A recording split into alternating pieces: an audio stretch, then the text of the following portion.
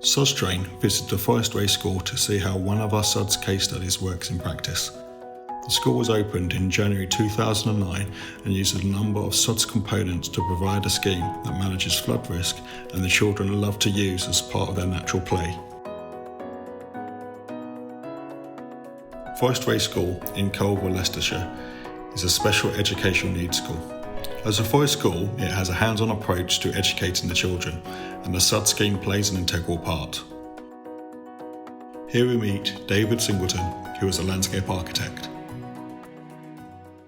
Right, so the way that the system works is the water falls on the hard surfaces at the top of the site, both the school buildings and the surrounding play areas, and also the car park is captured and goes into fairly conventional drains and runs then into the Swale system, which falls down the hill via a couple of fairly contrived routes, and then into the final attenuation basin, where it's held under high flow conditions, and control structure lets that out into the natural drainage system. We're right at the top, just here.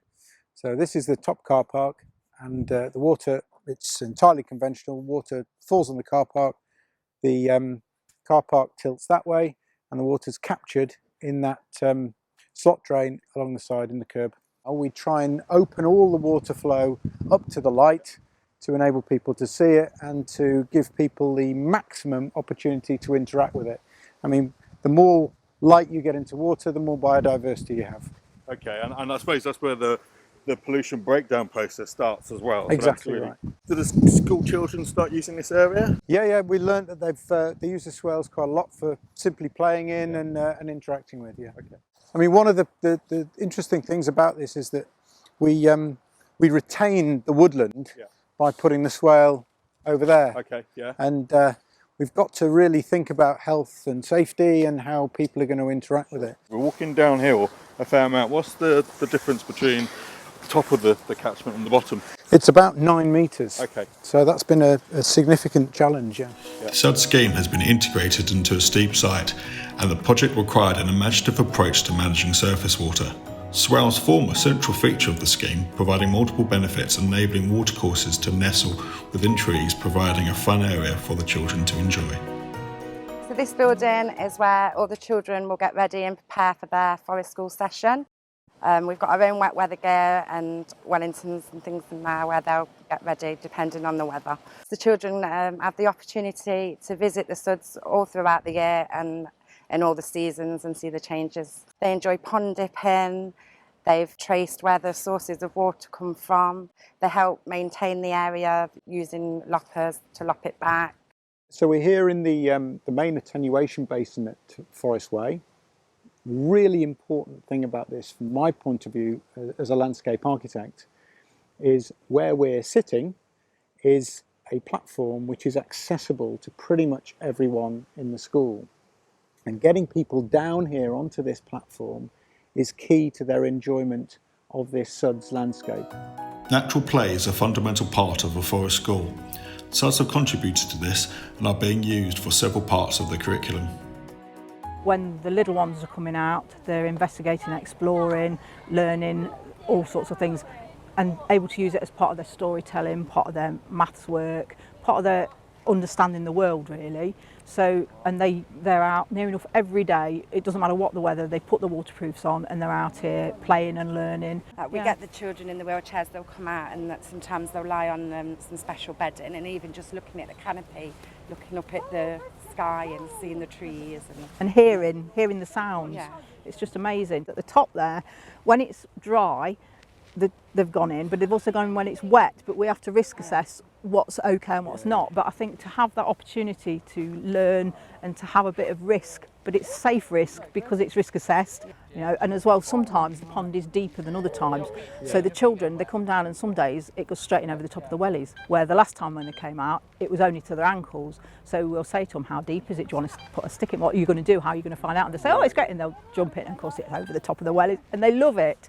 But the chance to be able to do that, how often now would our children be able to do that out and about?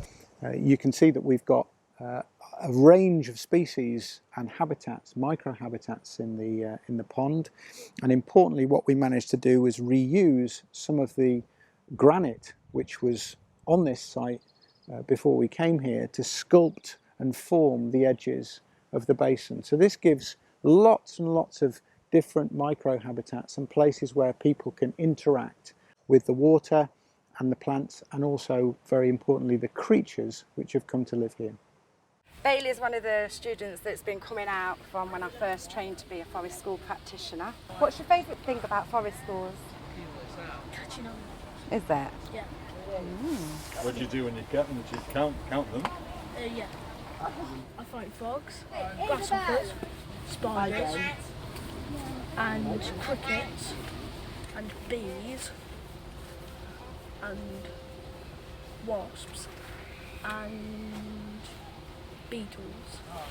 Do you think you've all become good friends from coming out together? Yeah. Yeah. Game. We can play some games later.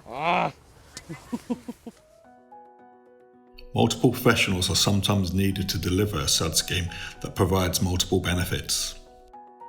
David teamed up with engineers on the project, and interdisciplinary working was key. The roof drainage goes into a rainwater harvesting tank using a fairly conventional drainage system, and then from the rainwater harvesting tank it goes into a short piped section which then comes into this detention basin down here where we're standing. What we had to do was convince the school, and that was quite easy to do really, because we already had that history with doing the other schemes with the county council. And once you explain the benefits that it brings, not only with cost savings, because obviously that is a big benefit, it's hard to quantify it in exact monetary terms, but in this particular scheme you're reckoning somewhere in the region of £80,000 to £100,000, which allows monies to be transferred into other areas of the budget that's under pressure. I went with David to find out a little bit more about the Swale. Dave, can you tell us a bit more about the Swale in terms of where the water comes from and where the water will eventually end up? Yeah, there are two sources for the water in this swale. The first original source, if you like, is the top car park for the original build school, Forestway School, and then later on we put another car park in when the school was expanded, which has permeable pavement. That also feeds into the top swale, which runs along the back of the site, then down the side and into the attenuation basin at the bottom. There it's controlled, and after that it flows into the natural drainage system. And this is the main swale for the site? This here is an additional swale because they found the swale quite useful for teaching and learning and for kids to play in. So as part of the outdoor learning environment, which was enhanced after the original build, we put some more swales in for them. They're not wholly functional, if you like, but they do get a little bit boggy, and they are very, very useful for children interacting with water. The thing that the swale does is it transmits water, it conveys water from higher level to lower level. They allow water to percolate into, ultimately, the ground. First of all the soil and then lower levels. And I suppose some of the vegetation along it will also enable the pollutants in the water to be breaking down. Exactly, that interrupts the flow, and it's the transmission of the water through the soil that the vegetation grows in that actually cleans it. As part of the enhancements to the school over the years, we've added in another car park. So this is the upper car park serving the croft. It has a permeable block surface. Water falls on the surface, goes through the spaces in the blocks, into the subbase and out into the swale. And then that filters into the swale system. With the scheme fully established, I asked the guys how it felt to be back. The fact that we've produced something which we can see the end users really engage with, and people coming into the company actually get quite excited about knowing that it's here, is very valuable. Yeah, and you can see that it's really been embraced by the end users and that they're really enthusiastic about it, which is really nice to come back 10 years later and to see that. The success of the scheme could just be about the financial savings, but it's more than that. It's how the school has embraced SuDS and how the children love spending their time near nature and water.